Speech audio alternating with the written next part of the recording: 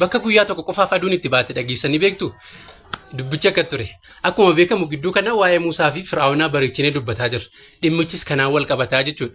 Egaa Fir'aawnaan mootii jallaa ta'uu isaa wajjiniin erga inni Muusaadhaaf uummata isaa baay'ee cannaqee jedhee aayata gurguddaan itti dhumnaan gaafa amanuu didee jedhu gaaf tokko namni wahii Fir'aawnaa irratti ol galee dhaqee waan gaaffii wayii gaafata.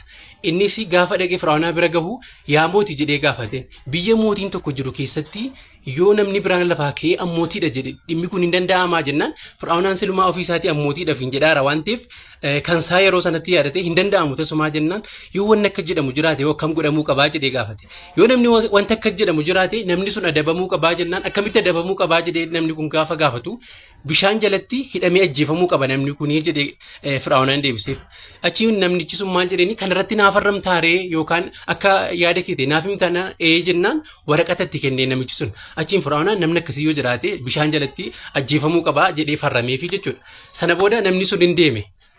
Gaafa deemee jedhu Fir'aawnaan erga hammeenyi isaa raajii fidee Rabbiin Muusaadhaan uummata kee fuudhii gara bishaanitti deemi jedheen Fir'aawnaan immoo waraana isaa guurratee dhufe. Akka jedhanitti Fir'aawnaan mandara keessatti homaa hin hambifne jedhama. Sana booda gaafa dhufanii laga bira gahanii Muusaanis waraana isaa uummata isaa fudhatee laga bira gaafa gahu bishaanni ajajitti hin kennamne waan ta'eef bishaanni meenatti siqaa jedha. Gaafa galagalanii ilaalanii Fir'aawnaan waraana isaa guurratee dhufeeraa jechuudha. Sana booda Rabbiin Muusaadhaan ulee keetiin rukute jennaan uleedhaan gaafa Muusaan rukutu bishaanni iddoo 12tti adda ba'e jedhama.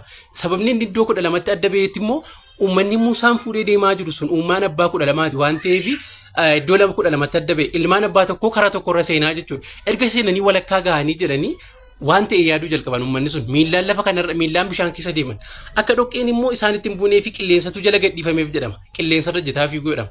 Sana booda gaafa ituu fiiganii waan ta'e yaaduu jalqaban. Warri kuni warra karaa tokkoon seenanii warri karaa biraarra seenanii dhumaniiru nyaatamaniiru baqqaan dubichaatu fayyaadha yaada jedhu gaafa isaa yaaduu jalqabanii Rabbiin bishaan kana keessa maskootii wayii banee fedhan.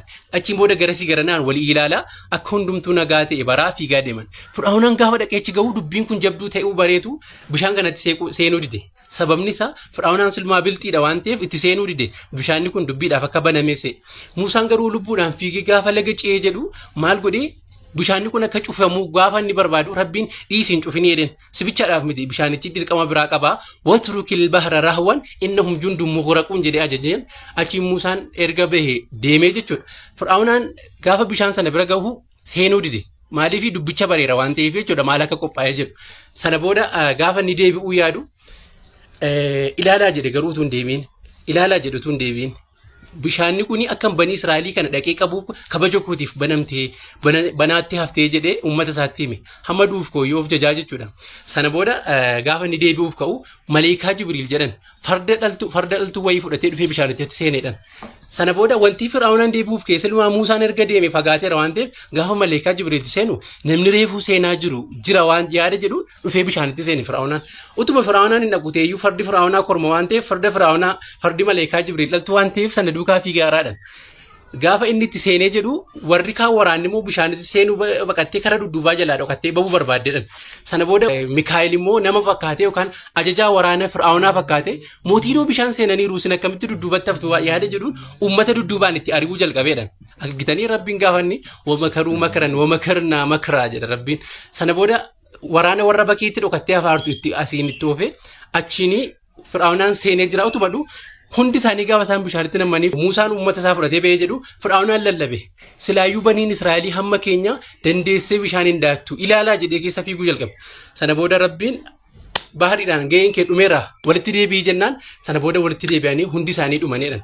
Garuu utuu hin dhuminiin dura Maleekaa Jibriil Fir'aawnaatti waraqata wayii fidee itti kenna.